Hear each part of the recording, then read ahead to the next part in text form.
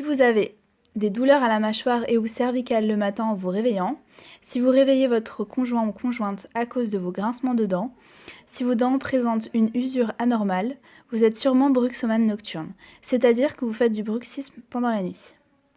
Mais en quoi consiste le bruxisme ? Il s'agit d'une contraction musculaire involontaire des mâchoires. C'est une activité répétitive des muscles masticateurs, caractérisée principalement par un serrement dentaire et ou une crispation soudaine de la mandibule. On parle de bruxisme lorsque les arcades dentaires sont en contact plus longtemps que les 10% du temps accordé pendant la déglutition et la mastication.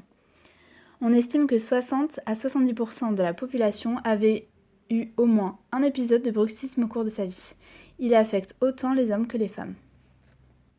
Le bruxisme du sommeil est une parasomnie et une activité orale parafonctionnelle caractérisée à la fois par le serrement des maxillaires, activité tonique, et ou par une contraction rythmique des muscles masséters et temporaux, se traduisant par une friction dentaire brève et répétitive. Sa symptomatologie a tendance à être plus importante le matin au réveil et à s'atténuer dans la journée. Les dents ont des récepteurs sensitifs. En serrant les dents régulièrement, on hypersollicite le nerf trijumeau. Ce nerf a une autre fonction, il permet de contracter les muscles masticateurs, ce qui met en place un cercle vicieux. Le fait de serrer les dents contracte les muscles masticateurs et ces deux phénomènes hypersollicitent le nerf trijumeau. Le système nerveux central cherche à compenser ces mouvements anormaux, créant un stress musculaire au niveau des cervicales et de la colonne vertébrale, car les muscles de l'appareil mandibucateur sont érecteurs du rachis. Cette compensation a pour conséquence des maux de tête, des cervicalgies, mais aussi des lombalgies. Une prise en charge thérapeutique de ce bruxisme sera alors nécessaire afin d'éviter certaines complications. Le kinésithérapeute peut vous aider dans cette lutte contre le bruxisme et les cervicalgies qu'il peut induire.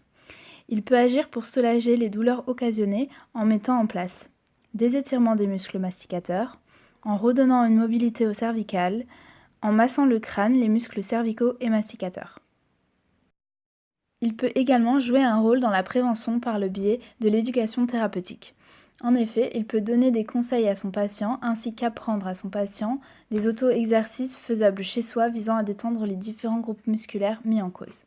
Voici quelques exemples d'auto-exercices que vous pouvez effectuer chez vous et qui vous permettront d'améliorer la mobilité de votre mâchoire et de diminuer vos douleurs crânio-cervicales.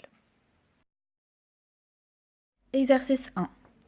Mettre un petit objet dans la bouche, au bord des lèvres et faire descendre et monter l'objet. Exercice 2. Mettre les dents du haut en avant de celles du bas, occlusion normale, ouvrir la bouche, puis mettre les dents du bas au même niveau que celles du haut. L'exercice suivant permet une détente musculaire et évite les contractures. Il permet aussi de relaxer le patient pour diminuer son stress, ce qui pourrait diminuer le bruxisme chez ce patient. Exercice 3. Respirez profondément, la bouche grande ouverte, puis enroulez les lèvres, fermez la bouche avec les lèvres enroulées et détendez les muscles masticateurs, la langue, sans toucher les dents. Les exercices suivants consistent en des étirements des cervicales. Exercice 1. Travail sur les extenseurs du rachis cervical. Effectuez une flexion du cou, c'est-à-dire rapprochez le menton du sternum, penchez la tête en avant. Exercice 2. Travail sur les muscles de la flexion du rachis cervical. Effectuez une extension du cou en éloignant le menton du tronc, donc mettre la tête en arrière. Exercice 3. Travail sur les rotateurs du rachis cervical.